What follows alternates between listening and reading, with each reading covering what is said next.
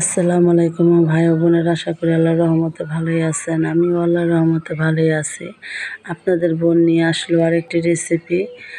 আজকে আমি অ্যাঙ্কার ডাল দিয়ে কোমরের ডগা দিয়ে রান্না করব। কোমর ডগা দিয়ে কিভাবে রান্না করি আমার পুরো ভিডিওটার সাথে থাকুন। আর আমি অল্প পরিমাণ মশলা দিব, যেহেতু আমি কোমর শাক দিয়ে রান্না করব, তাহলে একটু সবুজ সবুজ থাকবে।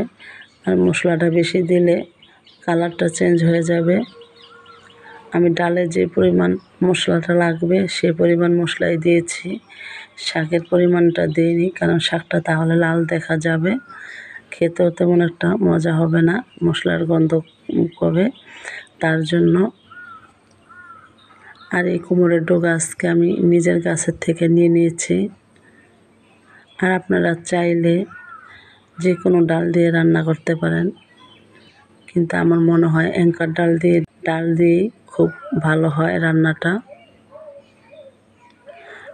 আর কে কে এই রেসিপিটা খেয়েছেন আমাকে কমেন্টে জানাবেন। ভিডিওটা যদি আপনাদের ভালো লেগে থাকে লাইক কমেন্ট শেয়ার করবেন, ইউটিউব চ্যানেলে সাবস্ক্রাইব করবেন, ফেসবুক পেজটাকে ফলো দিবেন, আর বেশি বেশি শেয়ার করবেন। আমার ভিডিওটা ধৈর্য সহকারে দেখবেন, কেউ উপর মেয়ে টেনে দিবেন না।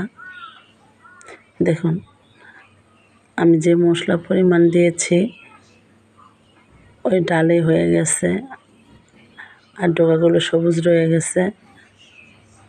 এখন আমি পরিমাণ মতো পানি দিয়ে দিব। আর হ্যাঁ, আমি ডালটা কিন্তু সিদ্ধ করে নিয়েছি আগেই। ডালটাকে সিদ্ধ করে নিলে পরে এই যে আমার ডালটা হয়ে আসছে।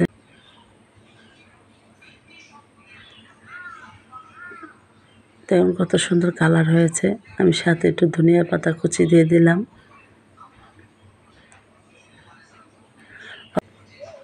আর আমার ভিডিও বানাতে উৎসাহ দিবেন। আপনারা যদি ধৈর্য সহকারে আমার ভিডিওটা দেখেন, আমি পরবর্তী ভিডিও বানাতে উৎসাহ পাবো। তো দেখছেন আমার রেসিপিটা হয়ে গেছে। আমার ভিডিওটা এই পর্যন্ত।